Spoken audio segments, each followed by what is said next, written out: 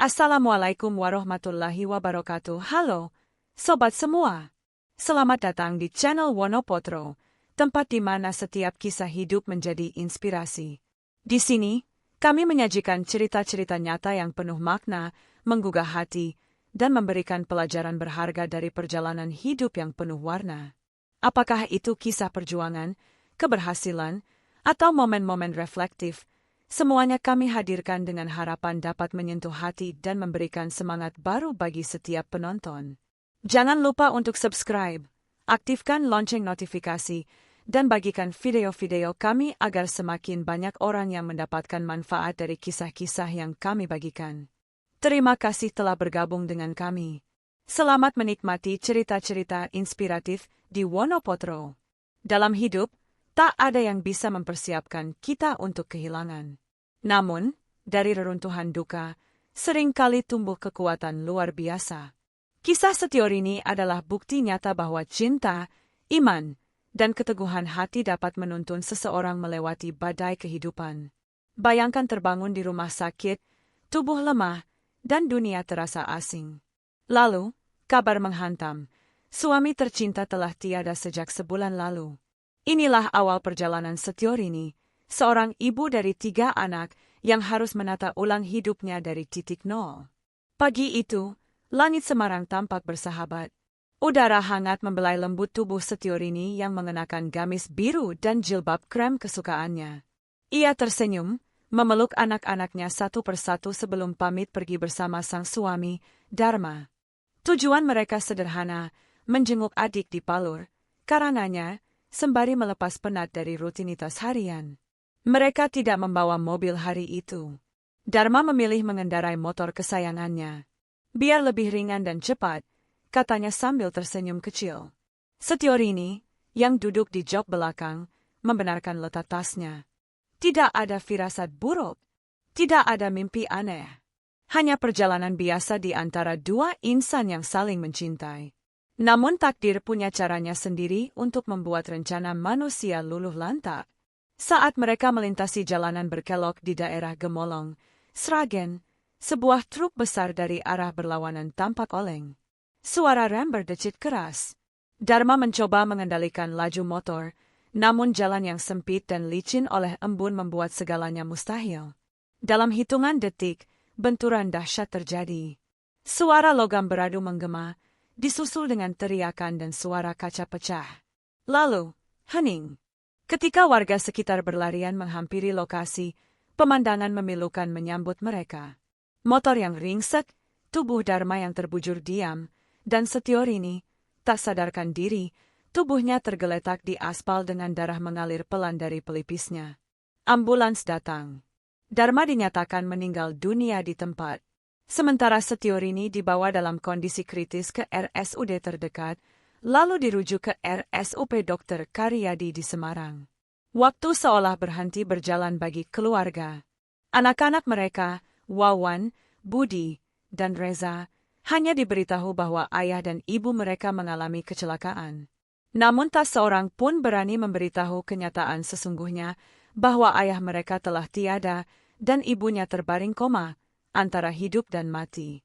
Hari-hari selanjutnya adalah ujian kesabaran bagi keluarga. Tubuh Setiorini terhubung ke alat-alat medis. Matanya tertutup, jiwanya entah berada di mana. Dokter hanya bisa berkata, "Kita tunggu, semoga ada keajaiban." Dan keajaiban itu datang. Tapi dengan harga yang begitu mahal.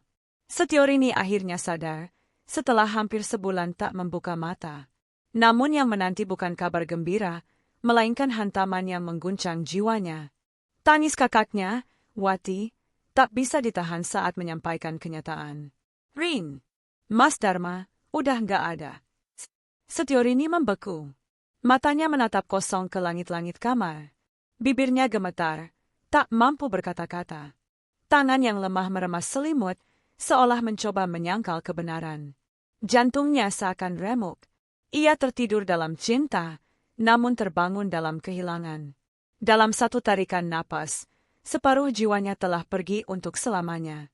Dalam satu perjalanan yang seharusnya hanya silaturahmi sederhana, hidup Setiorini jungkir balik.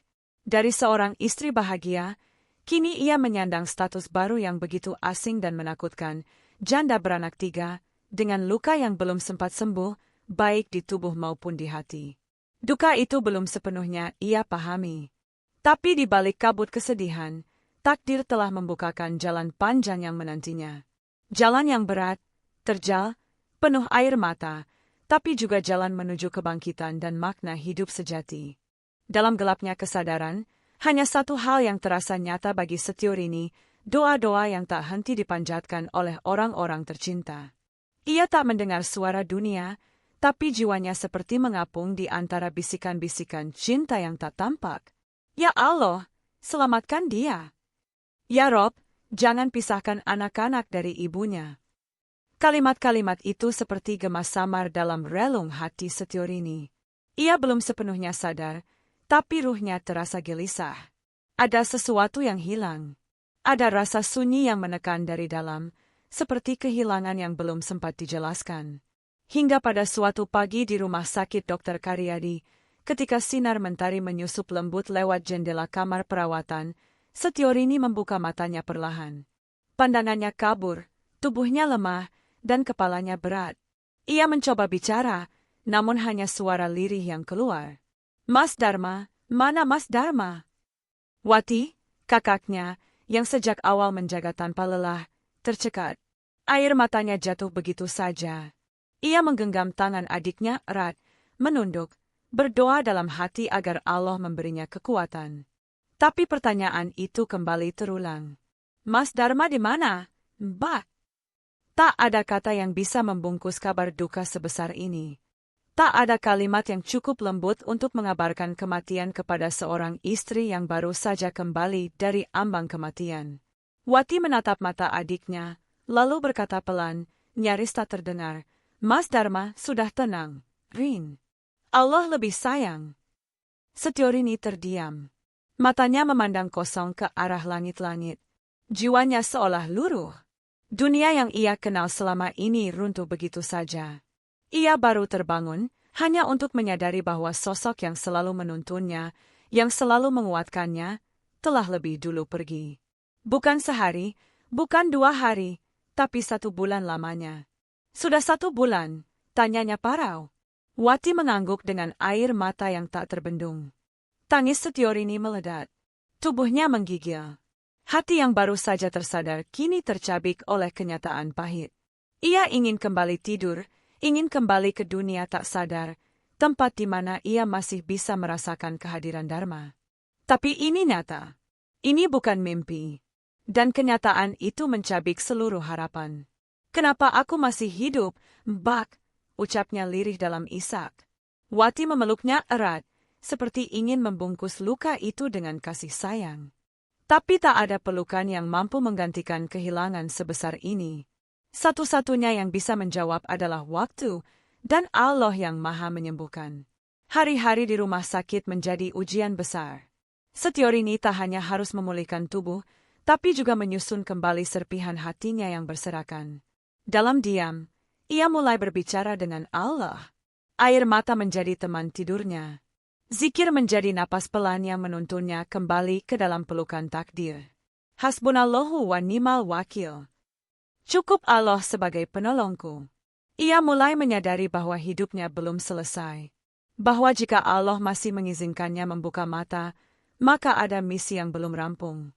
Ada titipan amanah dari surga yang menunggunya, Wawan, Budi, dan Reza. 3 anak yang kini menjadi alasan untuk tetap bertahan. Setiorini mulai menatap langit dari balik jendela rumah sakit.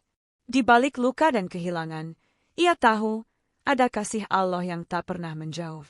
Mungkin, kehilangan Dharma adalah cara Allah mengingatkannya akan ketergantungan mutlak padanya. Bahwa satu-satunya tempat berpulang yang sejati hanyalah kepadanya. Sakit ini, duka ini, bukan akhir. Ini adalah awal dari perjalanan panjang menuju keikhlasan, kekuatan, dan kebangkitan. Hari-hari selepas kesadaran bukanlah kemerdekaan. Bagi Setiorini, itu adalah babak baru dalam penderitaan. Ia telah terbangun, tapi jiwanya belum sepenuhnya kembali. Wajah suaminya masih terbayang dalam tiap hembusan napas. Suara tawa Dharma, sapaan lembutnya, bayang tubuhnya yang selalu menuntun. Semuanya kini hanya tinggal kenangan yang menyakitkan. Setiorini tak berhenti menangis. Bahkan dalam tidurnya, ia sering mengigau, memanggil-manggil nama suaminya. Seakan jiwanya masih menolak menerima kenyataan. Ia merasa seperti tubuh tanpa ruh, seperti daun kering yang terombang-ambing oleh angin kehidupan yang keras. Ya Allah, kuatkan aku. Jika boleh memilih, aku ingin bersamanya saja. Kata-kata itu terucap dalam sepi. Ia menangis bukan hanya karena kehilangan, tetapi karena rasa takut, takut menghadapi dunia sendirian. Takut tak mampu menjadi ibu sekaligus ayah. Takut tidak cukup kuat menjadi tempat berpijak bagi 3 anak yang kini menggantungkan segalanya padanya. Wawan, si sulung, saat itu baru masuk SMA. Budi masih SMP. Reza, si bungsu, bahkan baru duduk di bangku SD. Mata-mata mereka memandang ibunya dengan harap, namun juga kebingungan. Mereka masih terlalu muda untuk memahami arti kehilangan yang sebenarnya. Namun mereka tahu, sejak ayah tiada, segalanya berubah. Setiorini sempat menyerah. Beberapa malam, ia hanya termenung, memandangi langit dari balik jendela kamarnya. Ada suara-suara gelap di kepalanya. Untuk apa hidup jika hanya membawa beban? Tinggalkan saja semua, biar semua ini berakhir. Namun Allah tak pernah tidur. Setiap bisikan gelap selalu diiringi cahaya. Di sela-sela air mata, ada suara lembut dari hatinya yang berbisik, "Sabar, sabar karena Allah." Di saat-saat paling lemah, Setiorini mendapati bahwa hanya kepada Allah tempat ia bisa bersandar. Ia mulai memperbanyak zikir, membaca surah-surah pendek untuk menenangkan hati. Ia memaksakan diri bangun malam, sholat dalam linangan air mata, mengadu dalam keheningan. Ya Allah, jika memang Engkau takdirkan aku hidup tanpa dharma, maka kuatkanlah aku. Aku lemah, aku rapuh, tapi aku yakin Engkau tak pernah meninggalkanku. Tangis menjadi doanya. Kesendirian menjadi madrasah jiwanya. Ia mulai belajar menerima takdir. Bukan karena ia tidak lagi mencintai suaminya, tetapi karena ia menyadari bahwa cinta sejati tidak menuntut kehadiran fisik, tapi menyerahkan segalanya kepada Yang Maha Kuasa. Satu persatu, ia mulai menata ulang kehidupannya. Ia tak ingin anak-anaknya hidup dalam kehilangan berkepanjangan. Ia ingin mereka tetap tumbuh dalam cinta, meski hanya dengan satu orang tua. Hari-hari itu masih berat. Kadang Setiorini menangis dalam diam saat mencuci piring, atau saat memandangi baju lama suaminya yang tergantung tak tersentuh. Tapi ia mulai menemukan makna baru dalam luka, keikhlasan. Dan keikhlasan itulah yang membuka jalan menuju kekuatan. Ia sadar, duka boleh membelenggu sementara, tapi tak boleh membunuh harapan. Karena harapan adalah bagian dari iman. Dan selama ia masih punya Allah, maka ia tidak pernah benar-benar sendiri. Kesedihan memang tak bisa dihindari, tapi seiring waktu, Setiorini mulai belajar berjalan bersamanya. Ia tak lagi bertanya, mengapa harus aku, melainkan mulai bertanya, apa yang Allah ingin ajarkan padaku melalui musibah ini. Dari dalam luka, Setiorini mulai melihat cahaya. Ia mulai menyadari bahwa Allah tidak mengambil dharma untuk membuatnya menderita, tapi agar ia semakin dekat kepadanya. Ujian ini bukanlah bentuk murka, melainkan bentuk cinta dari Rabb yang ingin hambanya naik kelas dalam keimanan. Dalam setiap sujudnya, Setiorini menangis. Tapi tangisan itu bukan lagi keluhan, melainkan bentuk ketundukan dan penghambaan. Ya Allah, Engkau yang memberi, Engkau pula yang mengambil. Maka kuatkan aku untuk menjaga apa yang masih Engkau titipkan.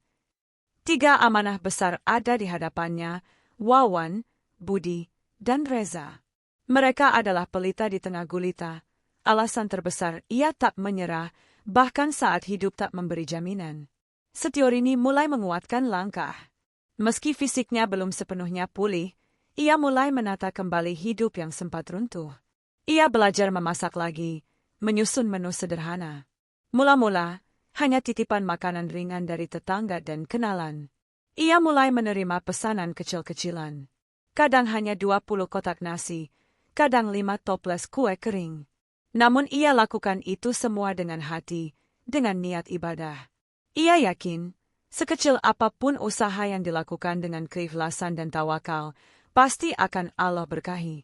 Dalam setiap adonan kue yang ia uleni, ia menyelipkan doa.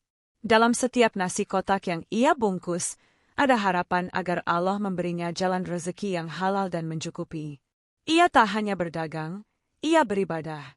Usahanya bukan hanya soal uang, tapi bentuk perjuangan seorang ibu untuk mempertahankan hidup anak-anaknya. Anak-anak pun menjadi saksi hidup atas perjuangan ibunya. Mereka tak lagi manja. Mereka belajar mandiri. Wawan membantu menjaga Reza. Budi tak malu membantu ibunya mencuci piring.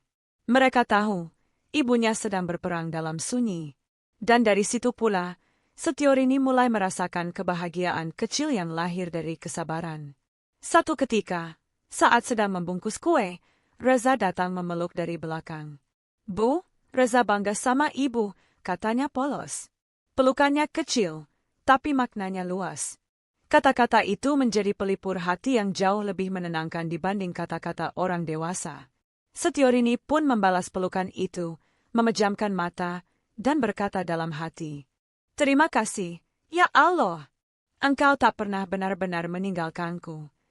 Setiorini lalu menambah rutinitas ibadahnya. Puasa Senin Kamis ia jalani, bukan hanya sebagai sunnah, tapi sebagai latihan hati untuk terus bersabar dan bersyukur. Salat malam menjadi tempatnya mengadu. Salat duha menjadi pintu rezekinya. Setiap malam, saat anak-anak terlelap, ia duduk di sajadah. Dalam remang lampu kamar, ia berbisik dalam doa yang panjang. Tangannya yang kasar oleh pekerjaan tetap menengadah dengan lembut ke langit. "Ya Rab, jika hari ini aku masih bisa memberi makan anak-anakku, itu karena Engkau. Jangan cabut rahmat MU dariku, ya Allah." Dan benar saja, usaha kecil-kecilan itu perlahan berkembang. Orang-orang mulai mempercayakan konsumsi acara mereka kepadanya. Ia mulai mendapatkan pelanggan tetap. Uang memang belum banyak, tapi cukup untuk kebutuhan harian. Dan bagi Setiorini, cukup adalah bentuk kekayaan sejati. Di tengah gelap, Allah memberinya cahaya. Dan cahaya itu bukan sekadar rezeki, tapi ketenangan dalam hati, keyakinan dalam iman, dan kekuatan dalam sabar. Setelah duka besar dan perjalanan panjang melawan luka batin, Setiorini akhirnya menemukan satu hal yang dulu nyaris hilang dari dirinya, harapan. Ia sadar, takdir Allah mungkin telah merenggut sebagian cintanya, tapi bukan untuk menghancurkannya, melainkan untuk mengajarkannya cara membangun kembali hidup dengan pondasi yang lebih kokoh, iman dan kesungguhan. Maka dimulailah babak baru. Ia bangkit, bukan hanya untuk bertahan, tapi untuk menyongsong kehidupan yang lebih berarti. Modal usaha Setiorini tak lebih dari sedikit tabungan dan alat dapur warisan ibu. Tapi niatnya besar. Ia mulai serius menekuni dunia catering dan pembuatan kue. Menu yang ia tawarkan sederhana, tapi cita rasanya khas, dibuat dengan cinta dan ketulusan. Ia percaya, masakan yang dibuat dengan doa akan sampai ke hati pelanggan. Dari hanya melayani tetangga dan acara kecil-kecilan, lambat laun usaha itu tumbuh. Kakaknya, Wati, melihat ketekunan adiknya, ikut turun tangan membantu di dapur. Kebersamaan mereka dalam bekerja menjadi sumber kekuatan baru. Wati berkata, "Rin, kita masak bukan cuma buat jualan. Ini bagian dari sedekah juga, dari perjuangan." Setiorini mengangguk. Ia tahu benar bahwa sedekah tak harus menunggu kaya. Bahkan dari sisa-sisa harapan pun, ia bisa menanam pahala. Seiring usaha cateringnya berkembang, Setiorini membuka usaha baru, isi ulang air bersih. Semarang yang dikenal kekurangan air tawar, menjadi peluang usaha yang ia jawab dengan tekad. Ia mendatangkan air dari pegunungan Ungaran, air jernih dan segar, lalu menyediakannya untuk masyarakat sekitar. Tak hanya itu, ia mempekerjakan 4 orang karyawan. Mereka bukan orang luar, melainkan para pengangguran dan ibu rumah tangga yang juga membutuhkan penghasilan. Upah mereka dibayar layak, UMR, dengan hari libur setiap pekan, bonus bulanan, dan bahkan THR saat Lebaran. Ini bukan sekadar usaha, kata Setiorini pada anak-anaknya. Ini ladang amal. Mungkin rezeki kita lewat mereka. Ia tak pernah lupa bahwa rezeki bukan hanya soal uang, tapi juga soal keberkahan. Maka ia selalu mengawali harinya dengan sholat duha, memulai usaha dengan bismillah, dan menutup malamnya dengan sujud syukur. Setiap keberhasilan ia kembalikan pada Allah, dan setiap kesulitan ia hadapi dengan sabar dan doa.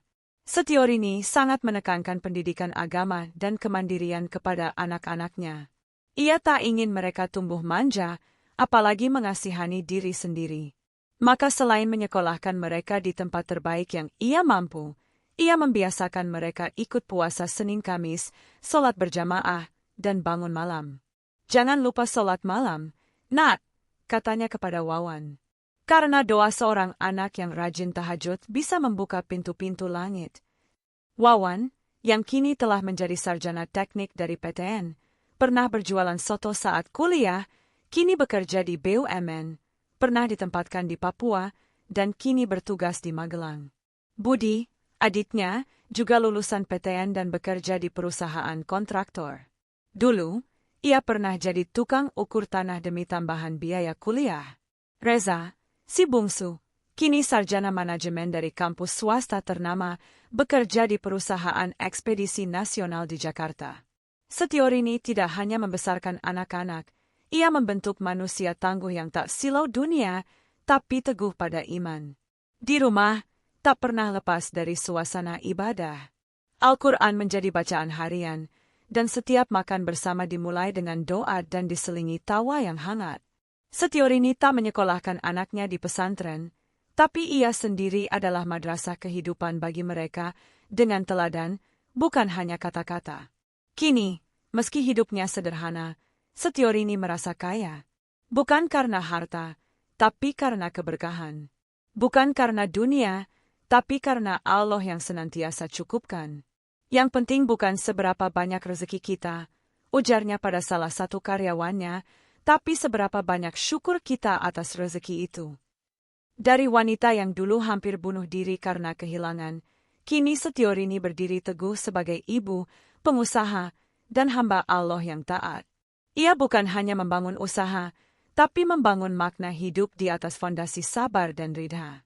Setiorini tak pernah menyangka bahwa air mata yang dulu ia tumpahkan dalam gelap, kini berubah menjadi aliran keberkahan yang tak putus-putus.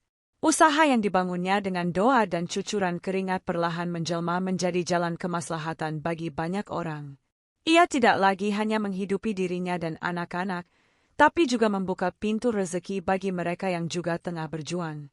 Usaha isi ulang air yang ia dirikan di tengah kekeringan air bersih di Semarang menjadi jawaban dari kebutuhan masyarakat. Banyak tetangga yang semula harus menempuh jarak jauh demi mendapatkan air, kini bisa mendapatkannya dengan mudah dari depot Setiorini. Ia tidak mematok harga tinggi, meski kualitas airnya sangat bagus karena berasal dari pegunungan Ungaran. Ia tahu, usahanya bukan semata bisnis, tapi amanah sosial. Kalau bisa bantu orang dapat air bersih, kenapa harus mahal? Bukankah memberi kemudahan itu bagian dari ibadah? Tak hanya itu, depot airnya memperkerjakan ibu-ibu yang sebelumnya tak memiliki penghasilan. Mereka mendapat gaji UMR, libur seminggu sekali, bahkan bonus bulanan dan THR saat Lebaran. Salah satu karyawan yang bernama Bu Imah pernah menangis saat menerima THR pertama. Saya ini cuma ibu rumah tangga biasa, Bu, tapi jenengan perlakukan saya seperti saudara, katanya sambil mengusap air mata. Setiorini hanya tersenyum, matanya ikut berkaca-kaca. Dalam hati ia membatin, ini semua bukan karena aku baik, tapi karena Allah izinkan aku jadi jalan manfaat. Jangan pernah aku sombong, ya Rob. Sementara itu, usaha cateringnya juga semakin berkembang.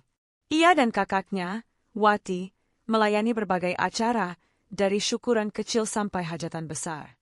Pelanggan berdatangan dari mulut ke mulut.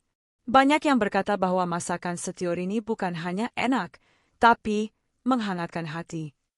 Ia yakin, itu karena setiap masakan dibuat dengan niat ibadah, dengan wudhu, dan seringkali diiringi syalawat serta ayat-ayat suci. Ia juga tak pernah lupa menyisihkan sebagian dari keuntungan untuk sedekah makanan Jumat ke masjid-masjid kecil di sekitar rumah. Kita tidak pernah tahu dari mana rezeki datang, katanya pada Wati. Tapi kalau kita terus menebar manfaat, Allah pasti cukupkan semua. Tak sedikit tetangga yang kagum pada sosok Setiorini. Mereka melihat bagaimana perempuan yang dulu hampir kehilangan segalanya, kini menjadi tumpuan banyak orang. Ia selalu ramah menyapa siapapun, tak pernah memamerkan keberhasilannya, dan tetap hidup sederhana meski usaha kian maju. Ia sering diundang ke pengajian ibu-ibu, bukan untuk ceramah, tapi sekadar berbagi kisah perjuangannya. Ia selalu berkata dengan rendah hati, "Saya ini bukan orang pintar, bukan ustadzah.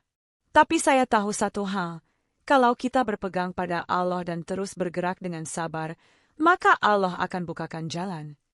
Satu persatu, orang-orang di sekitarnya terinspirasi untuk tidak menyerah. Beberapa tetangga mulai berjualan makanan ringan, sebagian mencoba buka usaha kecil. Banyak yang datang padanya bukan untuk pinjam uang, tapi untuk minta doa dan semangat. Dan Setiorini selalu mendoakan dengan tulus. Karena ia yakin, doa yang ikhlas adalah bentuk cinta yang paling murni. Kini, di usianya yang makin matang, Setiorini tak pernah merasa lebih baik dari siapapun. Ia tahu, apa yang ia capai hari ini semata-mata karena rahmat Allah. Ia hanya menjalankan peran yang Allah titipkan, menjadi ibu, menjadi pelayan masyarakat, menjadi hamba yang selalu belajar bersyukur. Di malam hari, saat semua karyawan pulang dan anak-anak sibuk dengan urusan masing-masing, Setiorini tetap duduk di sajadah yang sama, menghadap kiblat dalam sunyi. Ya Allah, Engkau beri aku ujian, tapi juga kekuatan. Engkau ambil suamiku, tapi Engkau kirim anak-anak yang soleh. Engkau uji aku dengan air mata, tapi Engkau juga basuh hatiku dengan cinta dari hamba-hambamu. Air matanya kembali mengalir. Tapi kali ini bukan karena kehilangan, melainkan karena syukur yang dalam. Setiorini tahu benar bahwa hidup adalah perjalanan antara doa dan takdir. Ia tak pernah meminta hidup tanpa ujian. Ia hanya memohon diberi kekuatan untuk menghadapinya dengan hati yang tetap bersyukur dan iman yang tetap menyala. Dan perlahan, satu persatu, doa-doa itu menjadi nyata. Anak-anak yang dulu ia besarkan dengan peluh dan air mata, kini menjadi pribadi-pribadi yang membanggakan. Wawan, si sulung, yang dulu pernah berjualan soto keliling kampus agar tetap bisa kuliah, kini telah menjadi pegawai BUMN. Setelah sempat bertugas di Papua dengan segala tantangan, kini dipindahkan ke Magelang. Ia sering mengirim kabar, tak pernah lupa menyisihkan penghasilan untuk ibunya. Di setiap transfer, ia tulis pesan singkat, "Doakan Wawan tetap istiqomah, Bu." Budi, si anak tengah, kini bekerja di perusahaan kontraktor terkemuka di Semarang. Dulu ia rela menjadi tukang ukur tanah dengan bayaran kecil, hanya agar tidak membebani ibunya. Kini, gajinya cukup untuk hidup mandiri, dan ia juga menyisihkan untuk sedekah, meniru ibunya. Reza, si bungsu, lulusan manajemen dari universitas swasta ternama, kini bekerja di perusahaan ekspedisi nasional di Jakarta. Sejak kuliah, ia sudah bekerja paruh waktu di hotel, menyadari bahwa hidup tak selalu bisa bergantung pada belas kasih. Ibu sudah terlalu banyak berkorban, katanya suatu kali. Sekarang giliran kami yang menggenggam beban itu. Setiorini menangis haru setiap kali mengenang ketiganya. Mereka bukan hanya sukses secara duniawi, tapi juga tumbuh dalam akhlak dan iman. Ya Allah, Engkau benar-benar tak pernah mengingkari janji MU pada orang-orang yang sabar. Setiorini tak pernah merasa dirinya telah sukses. Justru, ia merasa hidupnya hanya berarti jika bisa bermanfaat untuk orang lain. Setiap hari Jumat, ia menjadikan sebagian rezekinya sebagai sedekah Jumat berkah. Kadang ia kirimkan nasi kotak ke masjid, kadang ia bagi-bagikan ke tukang becak, pemulung, atau santri-santri di pesantren kecil yang pernah ia bantu. Ia sendiri yang membungkus, menyusun, dan sering kali mengantarkannya langsung. Ini untuk mendiang suamiku juga. Semoga Allah limpahkan pahala padanya lewat sedekah ini, ucapnya sambil tersenyum pada seorang pengayuh becak tua. Ia percaya, sedekah itu bukan hanya menghapus dosa, tapi juga melembutkan hati dan menjadi magnet keberkahan. Dan benar saja, usahanya makin ramai, pelanggannya makin luas, dan hatinya makin tenang. Ia bahkan menyisihkan 1 rak air galon di depot miliknya khusus untuk gratis setiap Jumat. 1 tulisan ditempel di dinding. Air ini gratis. Ambillah seperlunya. Jangan lupa doakan kami. Tak jarang, ia menerima doa-doa yang tulus dari orang-orang yang tak dikenalnya. Doa yang kini, hidup Setiorini boleh dibilang cukup, bahkan lapang. Tapi ia tak pernah membiarkan dirinya larut dalam kenyamanan. Ia terus membimbing anak-anak, meski mereka sudah dewasa. Ia menjadi rujukan mereka dalam mengambil keputusan. Bahkan mereka bertiga kerap berkonsultasi padanya bukan soal uang, tapi soal kehidupan. Ia bersyukur. Bukan karena rumahnya besar, atau usahanya berhasil, tapi karena anak-anaknya tumbuh menjadi hamba Allah yang tahu diri, tahu adab, dan tahu akhirat. Ia selalu berkata kepada mereka, yang penting bukan kaya di dunia, nak, tapi kaya hati, kaya amal, kaya doa. Ia juga sering mengingatkan mereka agar jangan pernah meninggalkan sholat malam, karena ia percaya, keberhasilan mereka hari ini bukan hanya karena kerja keras, tapi karena doa-doa larut. Malam hari, seperti biasa, Setiorini duduk di atas sajadahnya. 3 anaknya kini telah berhasil, usahanya berjalan baik, hidupnya damai. Tapi ia tetap menangis, bukan karena sedih, tapi karena bahagia yang begitu mendalam. Ya Allah, jika ini semua adalah jawaban dari doa-doaku yang lalu, jangan jadikan aku lupa kepadamu. Jangan jadikan aku sombong. Jadikan aku terus rendah hati, terus bersujud, terus bersedekah. Air matanya mengalir deras. Tapi ia tahu, inilah air mata dari doa yang menjadi nyata. Di setiap kampung, selalu ada sosok yang diam-diam menjadi pelita bagi sekitarnya. Ia mungkin bukan orang kaya, bukan pejabat, bukan tokoh terkenal. Tapi kehadirannya menjadi berkah, nasihatnya menenangkan, dan teladannya menginspirasi. Di kampung tempat tinggal Setiorini, sosok itu adalah dirinya, malaikat tanpa sayap. Setiorini tak hanya menjadi ibu bagi ketiga anaknya. Ia juga menjadi ibu bagi banyak orang. Anak tetangga yang butuh nasihat, janda-janda muda yang putus asa, bahkan karyawan-karyawannya yang menjadikan rumahnya sebagai tempat curhat dan mencari ketenangan. Bu Rini itu kalau bicara, adem. Rasanya masalah hidup jadi lebih ringan, begitu kata Sari, salah satu karyawannya, saat suatu hari mengadukan rumah tangganya yang goyah. Setiorini tak pernah menggurui. Ia hanya mendengarkan dengan sabar, menenangkan dengan doa, lalu menguatkan dengan ayat-ayat Al-Quran dan pengalaman hidupnya sendiri.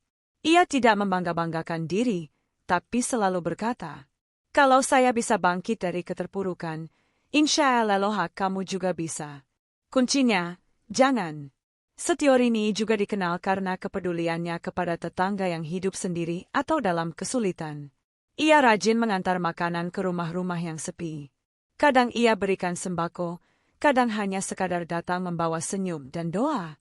Ada satu nenek tua yang tinggal sendirian karena anak-anaknya merantau dan jarang pulang. Setiorini rutin mengunjunginya setiap Jumat, membawakan makanan dan sekotak air galon gratis dari depotnya. Bu Rini ini lebih perhatian dari anakku sendiri, kata si nenek suatu hari sambil menangis. Sampean ini seperti malaikat, tapi gak kelihatan sayapnya. Setiorini hanya tersenyum, menunduk malu. Ia tidak merasa mulia. Ia hanya mencoba berbuat. Meski tak memegang jabatan formal, Setiorini sering dimintai pendapat dalam berbagai kegiatan RT. Saat penggalangan dana masjid, ia jadi panitia. Saat ada ibu-ibu yang ingin buka usaha kecil-kecilan, ia bantu memberi saran, bahkan kadang memberikan modal kecil secara diam-diam. Suatu ketika, ia mendengar ada tetangga yang menunggak uang sekolah anaknya. Tanpa banyak bicara, Setiorini membayarkannya melalui kepala sekolah dengan syarat agar tak menyebut namanya. Saya hanya ingin bantu. Biar anak itu tetap bisa belajar dan bercita-cita. Jangan sampai putus sekolah hanya karena uang, katanya. Orang-orang di sekitarnya tahu siapa yang melakukan kebaikan itu, tapi mereka menghormati sikap rendah hati Setiorini. Ia tak suka dipuji. Ia hanya ingin dicintai Allah. Suasana rumah Setiorini selalu tenang. Bukan karena mewah atau besar, tapi karena rumah itu dipenuhi doa, zikir, dan cinta. Setiap subuh, terdengar suara lembut tilawah dari kamarnya. Setiap sore, ia ajak cucunya belajar mengaji. Anak-anak yang pulang ke rumah selalu disambut dengan pelukan hangat dan makanan rumahan yang penuh cinta. Ia tidak pernah membiarkan rumahnya kosong dari sholat berjamaah, zikir, dan sedekah. Bahkan anak-anak karyawannya pun sering bermain di rumah itu dan diperlakukan seperti cucu sendiri. Rumah ini kecil, katanya suatu malam, tapi aku ingin rumah ini jadi saksi bahwa kami pernah tinggal di bumi Allah dengan iman dan kasih sayang. Ia percaya bahwa menjadi malaikat tidak harus bersayap. Cukup dengan menjadi sumber kedamaian bagi sesama, cukup dengan menjadi sebab orang lain bisa tersenyum lagi. Hidup adalah perjalanan pulang. Semua langkah, semua air mata, semua perjuangan, pada akhirnya akan mengantar manusia kembali kepada Tuhannya.